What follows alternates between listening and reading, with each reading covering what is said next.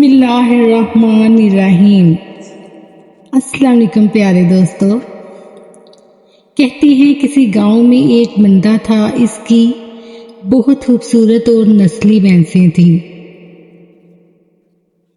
اکثر رات کو ایک چور اس کی حویلی میں چوری کرنے کی نیت سے آتا، لیکن وہاں پر کچھ نہ دیکھ پاتا۔ لیکن صبح جب اس کی حویلی میں جاتا تو ساری بھینسیں وہیں موجود ہوتیں۔ وہ یہ سب دیکھ کر بہت حیران ہوتا۔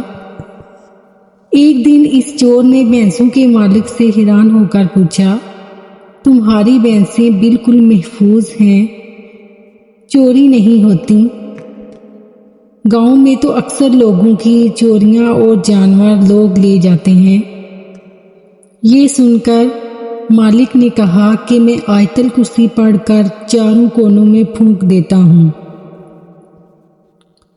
اسی طرح اگر اپنے مال و اسباب پر آیت الکرسی پڑھ کر پھونک دیں تو کوئی بھی قیمتی چیز کبھی بھی چوری نہ ہوگی، لیکن شرط یہ ہے کہ یہ عمل پورے یقین سے کیا جائے۔